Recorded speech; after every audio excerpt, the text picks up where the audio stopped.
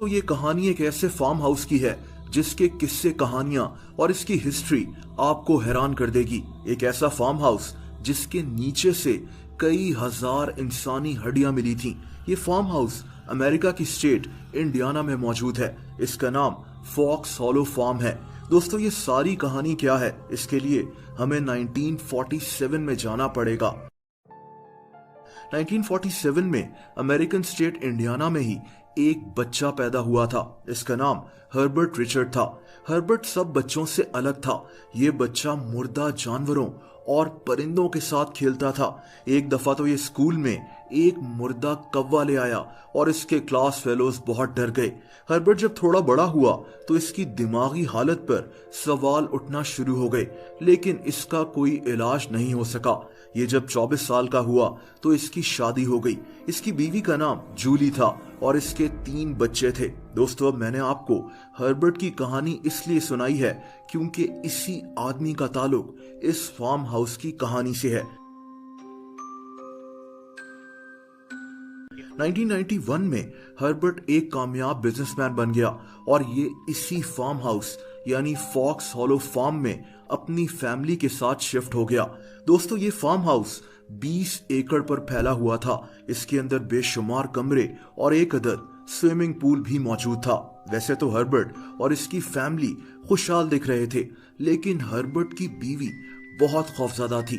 दोस्तों, इसकी वजह हर्बर्ट का बिहेवियर था। हर्बर्ट घर में अजीब अजीब हरकतें करता था। ये अपनी बीवी को धमकियां भी देता था। इतना आलीशान फार्म हाउस होने के बावजूद ये घर हर वक्त गंदा भी पड़ा रहता था। हर्बर्ट अक्सर अपनी बीवी बच्चों को कहीं भेज दिया करता था ताकि ये इस जगह अकेला रहे। इसकी बीवी को शक था कि हर्बर्ट इससे कुछ छुपाता है और फिर 1994 में एक खौफनाक चीज सामने आई। हर्बर्ट का बेटा अपने बैकयार्ड में खेल रहा था कि इसे वहां जमीन में एक ढांचा दफन हुआ मिला। हर्बर्ट का कहना था कि यह ढांचा असली नहीं है और इसे इस फार्म हाउस के गिराज से मिला था और इसने इसको यहीं दफना दिया था। लेकिन दोस्तों, ये बात आहिस्ता आहिस्ता इस इलाके में फैल गई और पुलिस तक भी पहुंच गई। अब ठीक 1 साल पहले इस जगह से कई लोग गायब हो रहे थे। ये लोग कहां गायब हुए पुलिस नहीं जानती थी। इसीलिए पुलिस ने हर्बर्ट और इसके फार्म हाउस पर नजर रखना शुरू कर दी। दोस्तों, 2 साल और गुजर गए और 1996 तक इस इलाके से कई और लोग गायब हो गए थे और आखिरकार पुलिस ने फैसला किया कि हर्बर्ट के फार्म हाउस की तलाशी ली जाएगी। इस वक्त तक हर्बर्ट की बीवी ने इससे तलाक ले ली थी। हर्बर्ट किसी काम से शहर से बाहर था और पुलिस इनके फार्म हाउस में पहुंच गई। दोस्तों, पुलिस को जो कुछ इस फार्म हाउस और इसके इर्द गिर्द की जगह से मिला वो शॉकिंग था। पुलिस को इस फार्म हाउस से कई हजार इंसानी हड्डियां मिली थीं। एक खदशे के मुताबिक इस फार्म हाउस और इसके आसपास 17 के करीब लाशें दफन थीं। ये शायद वही लोग थे जो इस इलाके से गायब हो चुके थे।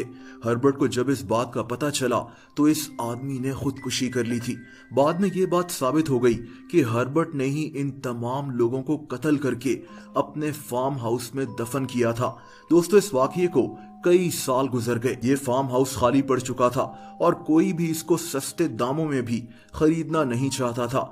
लेकिन फाइनली इस फार्म हाउस को बहुत कम पैसों में रॉब और विकी ग्रेव्स नामी मियां बीवी ने खरीद लिया। ये मियां बीवी इस फार्म हाउस में अकेले रहते थे, लेकिन इस फार्म हाउस की कहानी यहां भी खत्म नहीं हुई। यहां से इस फार्म हाउस के साथ जुड़ने वाली कहानियों का एक नया सिलसिला शुरू हो गया। एक दिन विकी इस फार्म हाउस को साफ कर रही थी कि इसका हूवर बार बार बंद हो रहा था। हूवर की तार प्लग से खुद ब खुद निकल जाती थी। ये यहाँ पहला वाकया था। कुछ दिन के बाद विकी को अपने फार्म हाउस के बाहर एक आदमी खड़ा हुआ नजर आया जिसकी टांगे नजर नहीं आ रही थीं और फिर ये आदमी अचानक गायब हो गया।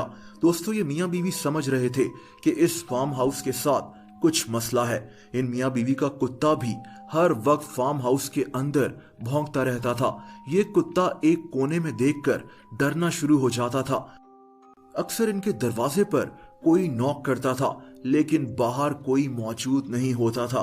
इन लोगों को एहसास होता था जैसे इनको कोई देख रहा है। ये एक अजीब सी फीलिंग थी जो ये बयान भी नहीं कर सकते थे।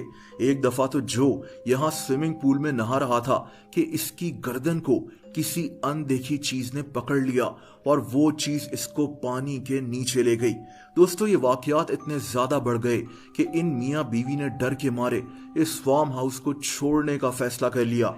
ये फार्म हाउस पहले ही बहुत मशहूर था और अब ये और भी मशहूर हो गया कि यहाँ जिन्नात आबाद हो चुके हैं। पूरे अमेरिका से जिन्नात के ऊपर रिसर्च करने वाले लोग यहाँ आना शुरू हो गए। ये फार्म हाउस अमेरिका की खौफनाक तरीन जगहों में से एक बन गया। दोस्तों, आज इस प्रॉपर्टी में कोई नहीं रहता। यहाँ रहने की किसी में हिम्मत ही नहीं होती।